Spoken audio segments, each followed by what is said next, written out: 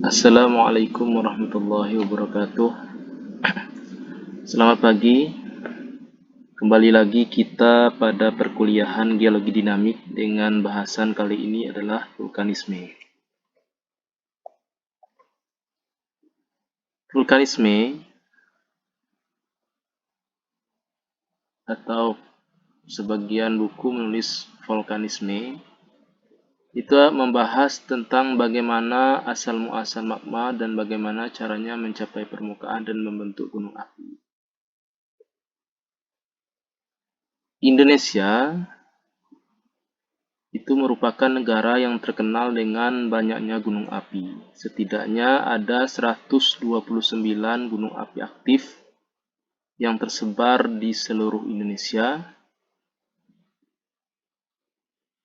Beberapa di antaranya merupakan gunung-gunung terkenal dikarenakan karakteristiknya yang sangat khas. Kita memiliki Gunung Merapi di Jawa Tengah atau Jogja yang merupakan gunung api paling aktif di dunia. Kemudian kita memiliki Gunung Krakatau di Selat Sunda yang meletus pada abad 19 atau tahun 1883 yang merupakan letusan terbesar di masa itu dan termasuk yang terbesar dalam sejarah peradaban manusia. 3 letusan hebat gunung api di bumi ini juga berasal dari Indonesia, yaitu Gunung Toba, Gunung Krakatau, dan Gunung Tambora. Di Provinsi Jambi sendiri, tempat kita tinggal saat ini, juga memiliki gunung api aktif yang merupakan gunung api tertinggi di Indonesia, yaitu Gunung Kerinci dengan ketinggian 3.805 meter di atas permukaan laut. Jadi, gunung api itu mempunyai indeks letusan gunung ya, atau dikenal dengan Volcanic Eruption Index. Jadi Volcanic Eruption Index atau VEI ini mempunyai skala 1 sampai 8, di mana 8 adalah skala tertinggi dari letusan gunung api. Jadi sebagai perbandingan betapa dahsyatnya letusan gunung api itu, letusan Gunung Krakatau itu mempunyai nilai VEI atau Volcanic Eruption Index-nya itu 6. Letusan dengan VEI 6 ini itu setara dengan letusan setara 30.000 kali kekuatan bom atom yang dijatuhkan di Hiroshima, Jepang. Jadi kekuatannya 30.000 kali kekuatan bom atom di Hiroshima, Jepang. Ini menunjukkan betapa dahsyatnya letusan gunung api dengan skala VEI 6. Maka wajar jika letusan dari Krakatau merupakan salah satu letusan terbesar di abad 19 atau di sejarah peradaban manusia. Ternyata Gunung Krakatau itu masih kalah dari Gunung Tambora yang mempunyai nilai VEI yaitu 7. Jadi Gunung Tambora itu mempunyai nilai VEI lebih besar dari Krakatau. Sebagai informasi saja bahwa letusan Tambora ini itu menghancurkan kerajaan di sekitar Tambora. Jadi tidak tersisa kerajaan di sekitar Tambora. Hanya beberapa saja yang tersisa. Kalau tidak salah hanya satu kerajaan yang tersisa. Dan beberapa kerajaan itu hancur ya. Letusan Tambora ini pada waktu itu telah merubah iklim dunia. Ketika letusan Tambora terjadi, maka matahari itu terhalangi oleh abu dari vulkanik atau abu dari letusan gunung api Tambora ini. Sehingga cuaca menjadi berubah, yang awalnya panas itu menjadi hujan. Sehingga pada masa itu ketika pertempuran di Eropa terjadi, konon katanya pasukan Napoleon Bonaparte itu kalah menghadapi Rusia itu dikarenakan cuaca yang berubah sangat ekstrim sehingga menghambat pergerakan dari pasukan perang pada waktu itu. Jadi letusan gunung api yang sangat dahsyat itu memang mampu mengubah iklim dunia ya, karena abu dari gunung api itu menghalangi matahari sehingga dapat menyebabkan daerah itu menjadi lebih lembab, hujan turun dengan skala yang tidak menentu. Kemudian Gunung Krakatau dan Gunung Tambora itu masih kalah dengan Gunung Toba. Jadi Gunung Toba ini adalah gunung sebelum terbentuknya Danau Toba. Gunung Toba ini merupakan gunung besar. Ini dapat kita lihat dari Danau Toba yang sangat besar ya. Danau yang sangat besar seperti itu tentu mempunyai gunung api yang sangat besar juga. Nah, Gunung Krakatau, Gunung Toba ini mempunyai Volcanic Eruption Index yaitu 8 atau skala tertinggi dari letusan gunung api. Sehingga letusan Gunung Toba ini merupakan yang sangat letusan terbesar ya atau tertinggi dalam sejarah peradaban manusia. Vulkanisme itu tidak terlepas dari yang namanya magma. Pada bab batuan beku kita juga telah mempelajari magma. Magma itu yaitu lelehan batuan bercampur dengan butiran-butiran atau mineral dan gas-gas terlarut yang terjadi karena suhu naik cukup tinggi untuk dapat meleleh ke dalam kerak atau selubung. Volcano itu berasal dari bahasa Romawi ya. Jadi orang Romawi itu mempunyai dewa api bernama Vulkan. Nah, ini yang kemudian menginspirasi lahirnya istilah Vulcano. Jadi kalau misalkan di Indonesia mungkin dewa api itu kan Agni ya kalau tidak salah. Mungkin bisa namanya bukan Vulcano tapi Agni. Nah, tapi di Eropa mereka mempunyai dewa api Vulkan sehingga karena nama ini dipopulerkan oleh orang Eropa sehingga Vulcano nama Vulcano lebih terkenal ya. Sehingga sampai saat ini orang menyebut bahwa ilmu yang pelajari tentang gunung api itu disebut dengan vulkanologi. Jadi berdasarkan pengamatan terhadap lava, maka dapat disimpulkan bahwa lava itu mempunyai 3 hal penting. Yang pertama, magma. Ya, berdasarkan pengamatan lava, saya ulangi. Maka kita dapat menyimpulkan 3 hal penting tentang magma. Pertama, magma itu ditentukan karakteristiknya berdasarkan komposisinya, terutama silika atau SiO2. Ya. Makin tinggi silikanya, maka magma itu makin bersifat asam. Kemudian magma itu karakteristiknya suhunya sangat tinggi. Kita ketahui bahwa magma basal misalkan itu mempunyai suhu sampai 1200 derajat Celcius. Magma juga bersifat cair dan mempunyai kemampuan mengalir. Jadi makin panas suatu magma, maka dia akan semakin bersifat cair. Karakteristik magma gunung api itu dikontrol oleh elemen-elemen yang berlimpah di dalam bumi seperti Si, Al, Fe, Ca, Mg, dan lain-lain. Umumnya magma ini diekspresikan dengan komposisinya dalam oksida atau SiO2 atau Al2O3, CaO, dan H2O.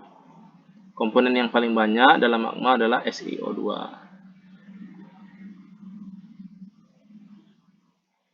Sekitar 80% magma yang keluar dari gunung api itu adalah bersifat basaltik. Namun, ada juga yang bersifat andesitik dan riolit. Gunung yang mempunyai karakteristik basaltik itu adalah gunung di Hawaii yang bernama Gunung Kilauea dan Mauna Loa. Ada juga gunung yang bersifat magmanya itu andesitik seperti Gunung Krakatau. Ini adalah Gunung Krakatau di Selat Sunda ya. Ini sebenarnya gunung anak Krakatau ya. Karena Gunung Krakatau sendiri telah meletus pada abad ke-19. Kemudian Ada juga magma bersifat riolit. Jadi kita tahu bahwa batuan riolit adalah batuan yang mirip dengan batuan diorit ya, yang mempunyai struktur apanitik ya, dengan mineral yang tidak terlihat dengan mata telanjang. Jadi ketika batuan-batuan riolit itu keluar, itu dikarenakan adanya letusan gunung api yang dahsyat ya. Dikarenakan mineral-mineral yang tidak terlihat itu membuktikan bahwa magma itu bergerak sangat cepat, sehingga tidak mampu membentuk mineral-mineral dengan ukuran besar. Jadi saya ulangi bahwa Gunung Krakatau itu tipenya andesitik, kemudian Yellowstone National Park di Amerika itu riolit, kemudian gunung di Hawaii itu bersifat basaltik. Kemudian erupsi magma itu dibagi menjadi dua. Pertama, erupsi non-eksplosif, dan kedua, erupsi eksplosif. Apa itu erupsi non-eksplosif? Erupsi non-eksplosif adalah letusan gunung api yang tidak kuat ya. Artinya magma keluar dari dalam bumi itu bersifat lambat ya, pelan, sehingga tidak terjadi ledakan besar seperti ledakan eksplosif. Nah, seperti ini ya, lava Pahoho di Hawaii itu mengalir lambat ya, sehingga dia tidak memuntahkan material abu ya, seperti pada letusan-letusan eksplosif. Nah, letusan eksplosif itu adalah letusan besar ya, kuat, sehingga dia merusak, sifatnya merusak. Ini diakibatkan adanya perubahan tekanan yang menyebabkan gas yang terlarut memuai dan bebas secara eksplosif. Jadi letusan eksplosif ini banyak terjadi di Indonesia seperti letusan Gunung Krakatau di Selat Sunda. Nah, dilihat bahwa letusan Krakatau ini pertama dia menghancurkan tubuh gunungnya ya. Kedua juga dia memuntahkan material yang sangat banyak, sehingga abunya dapat menutupi permukaan bumi, sehingga mengubah cuaca atau iklim di bumi pada masa itu. Apa itu piroklastik dan tepra? Jadi piroklastik itu adalah batuan yang terbentuk dari fragmen batuan yang tersembur saat erupsi. Jadi ketika material gunung api ini meletus, dimuntahkan, maka dia akan mengendap. Pengendapan dari material ini membentuk batuan yang bernama batuan piroklastik. Jadi material yang memuntah itu ya, itu disebut tefra. Jadi tefra adalah endapan piroklastik atas semua piroklastik yang berjatuhan. Nah, ini adalah contoh dari batuan piroklastik ya, merupakan endapan tefra, merupakan di masa lampau ini adalah tefra ya, yang lama-lama menumpuk sehingga membentuk batuan piroklastik. Ini di Jawa Tengah ya. Nah, di Jawa Tengah, maaf, di DIY atau Sleman, Yogyakarta. Jadi material ini mengendap selama berjuta-juta tahun ya, sehingga membentuk lapisan yang sangat tebal seperti ini. Jadi tefra itu dibagi menjadi tiga. Pertama adalah bom. Ya, bom itu ukurannya besar dari 256 mm. Contohnya adalah batuan aglomerat. Kemudian lapili. Nah, lapili ini ukurannya 2-6 mm. Contohnya batuan tuf lapili. Dan kemudian ada lagi ukurannya 2 mm. Contohnya tuf. Jadi di belakang saya ini adalah contoh batuan tuf ya, dengan ukuran lebih kurang 2 mm. Ada beberapa tipe gunung api. Pertama adalah tipe gunung api perisai, kedua kerucut tepra, dan ketiga adalah gunung api tipe strato atau tipe gunung komposit ya. Pertama kita bahas tentang gunung api perisai ya. Jadi gunung api perisai ini adalah gunung api yang terbentuk akibat tumpukan lava. Di tumpukan lava dikarenakan letusannya tidak dahsyat. Lava itu mengalir ya secara perlahan ke segala arah ya, sesuai dengan topografinya. Kemudian dia membesar sehingga membentuk suatu tubuh batuan, tubuh gunung yang sangat besar. Nah, dia membentuk suatu perisai ya, seolah-olah perisai dikarenakan tebalnya itu. Ya, contohnya adalah gunung di Hawaii, Mauna Loa dan Kilauea. Ya. Puncaknya itu hampir 4.000, yang belum setengah gunungnya. Karena pada dasarnya dia terletak di Samudra Pasifik itu 6.000 meter. Panjang tiang lava gunung ini sampai 10 km. Baik tinggi maupun volumenya jauh lebih besar dari gunung Mount Everest atau gunung Mount Everest ini gunung apa? Gunung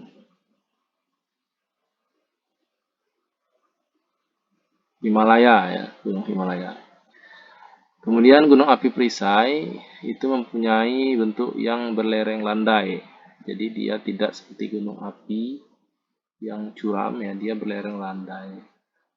Dia tidak bentuk gunung api pada umumnya yang bentuknya itu curam ya. Dan tersusun dari lava yang encer. Kemudian gunung api kerucut Tefra. Gunung api kerucut Tefra itu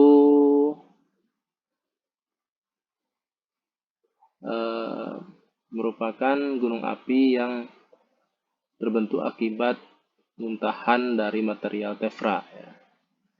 Seperti gunung api tipe andesit dan rhyolite, seperti gunung Kerinci ya di Jambi atau gunung Krakatau.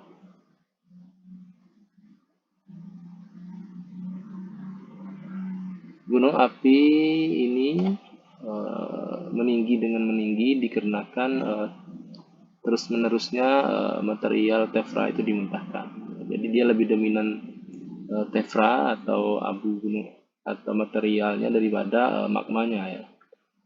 Sehingga mungkin ada magma atau lava yang keluar ya. Jadi kalau masih di dalam itu namanya magma, yang keluar itu namanya lava. Tapi sangat kecil ya dibandingkan dengan tefranya. Kemudian gunung api tipe strato. Jadi tipe strato ini merupakan gabungan dari tipe gunung api letusan tefra ya dengan tipe gunung api perisai. Artinya begini, gunung ini memuntahkan material ya, material tefra, namun juga sekalian mengeluarkan lava. Artinya seperti orang bersin ya. Bersinnya itu merupakan material tefra ya. Kemudian diikuti oleh ingus ya, apa namanya itu, cairan ya. Sehingga tipenya disebut dengan tipe gunung api stratovulkano. Gunung api ini dikenal dengan stratovulkano dikarenakan bentuknya seperti lapisan ya, strata. Strata ini dibentuk akibat aktivitas lava dengan tefra tadi ya. Tipe api strato ini contohnya adalah Gunung Merapi di Jawa Tengah atau DIY. Kemudian ya, sisa vulkanisme itu membentuk suatu corong yang terbuka ke atas, di mana disemburkan gas-gas tefra dan lava. Kebanyakan kawah sudah terbentuk sempurna, sudah tidak terbentuk sempurna karena ada erupsi. Nah, jadi kawah ini bentuknya tidaklah sempurna lagi karena di bagian-bagian ini hancur ya karena aktivitas letusan gunung api. Nah, kemudian ada lagi ya yang lebih besar yang namanya kaldera. Jadi kaldera ini bentuknya lebih banyak melingkar, merupakan cekungan berdinding terjal garis tengahnya beberapa kilometer atau lebih. Kaldera itu terbentuk akibat runtuhnya puncak dan kekosongan dapur magma. Kekosongan dapur magma ini menyebabkan atap dapur magma perlahan turun karena tidak dapat menopang bebannya ya. Contohnya adalah Danau Toba di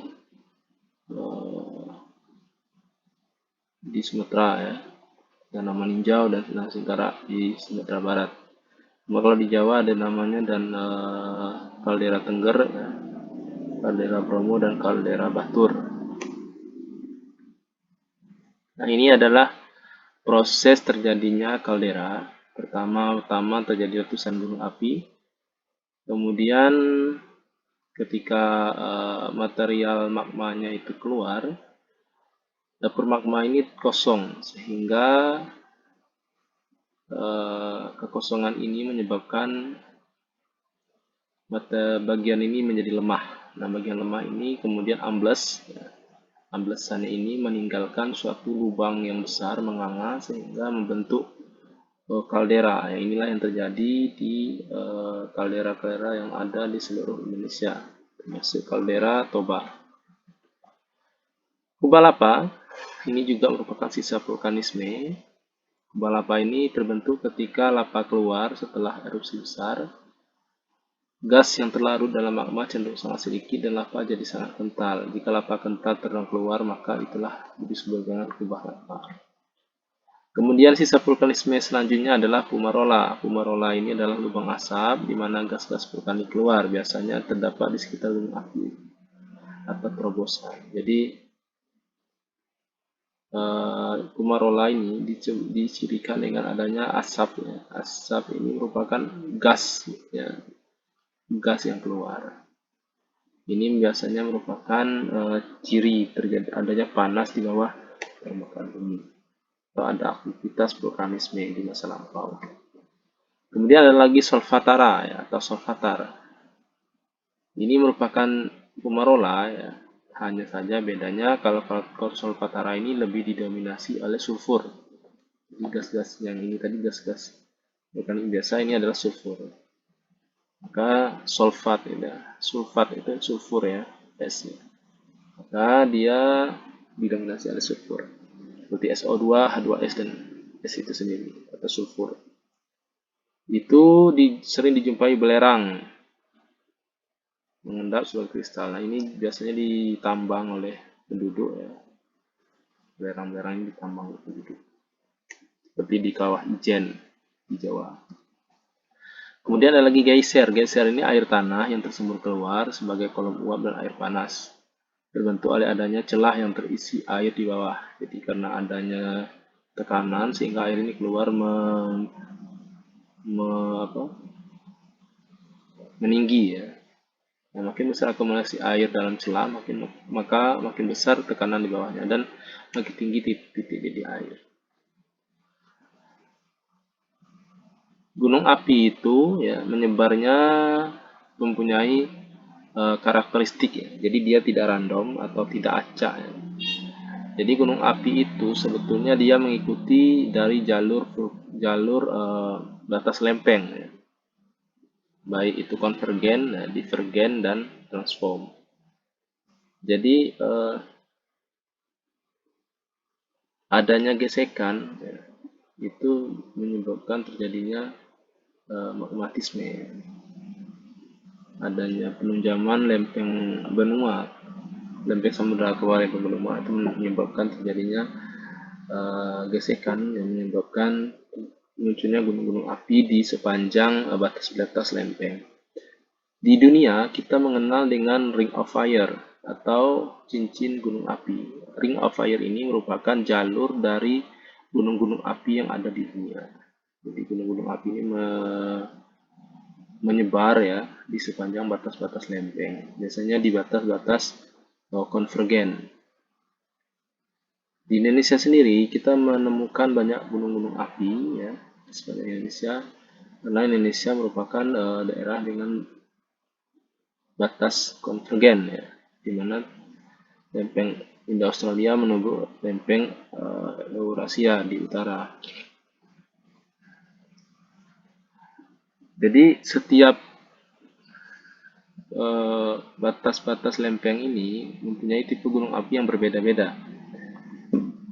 Vulkanisme pada batas divergen atau lempeng yang saling menjauh itu biasanya memunculkan gunung api dengan tipe erupsi tenang ya, sehingga dia tidak meletus seperti gunung-gunung api pada umumnya. Sehingga pada pada erupsi tipe ini biasanya terbentuk lava bantal. Itu dikarenakan biasanya batas-batas divergen ini terjadi di laut ya. Ketika magma keluar langsung menyentuh air laut, terbentuklah gumpalan-gumpalan seperti bantal ya. Di magma itu membeku dengan sangat cepat, membentuk bantal-bantal yang dikenal dengan lava bantal. Data ini dapat diketahui dari data observasi lantai samudera seperti yang pernah kita jelaskan pada beberapa pertemuan sebelumnya. Kemudian penelitian geologi di Islandia yang menunjukkan adanya pembakaran lantai samudera. Kemudian terdapatnya plateau basal atau dataran tinggi basal. Ketiga studi ini memperlihatkan bahwa kebanyakan aktivitas vulkanik pada batas divergen merupakan erupsi tenang magma basaltik sepanjang sejarah geologi. Kemudian vulkanisme pada batas divergen umumnya menghasilkan gunung-gunung api aktif ya, yang dengan letusan beraneka ragam ya. Pada umumnya adalah letusan-letusan bersifat eksplosif. Jadi magma yang terbentuk di zona subduksi umumnya andesitik, lebih kental, gas terperangkap, tidak mudah keluar. Hal ini menyebabkan kebanyakan ledakannya adalah dahsyat ya. Ledakan dahsyat.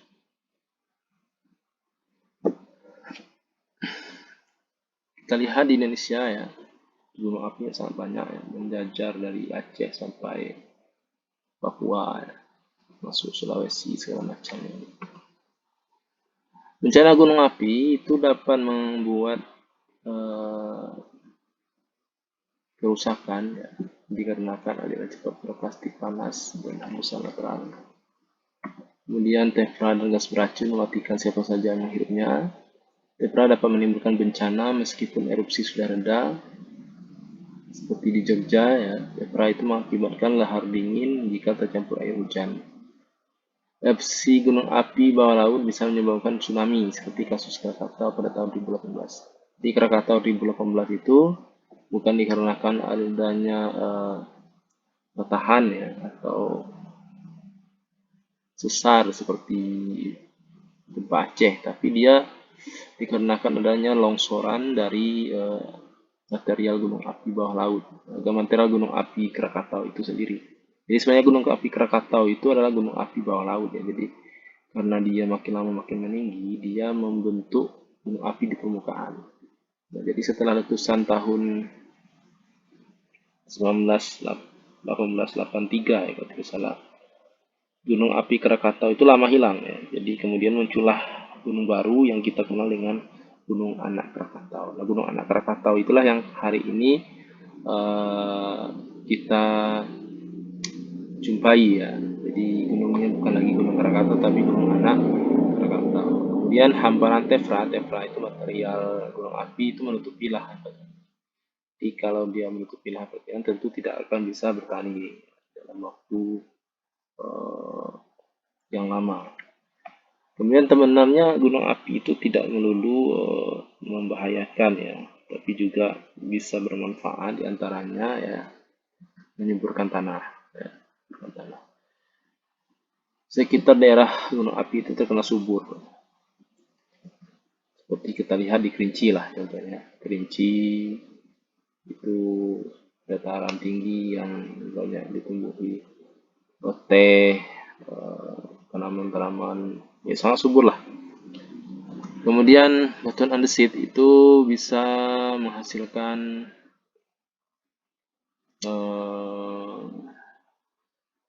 bisa dibuat untuk membangun bangunan seperti di Jawa ya. Di Jawa ini banyak kita temui candi-candi dengan susunan batuan andesit seperti Borobudur, Prambanan dan lain sebagainya.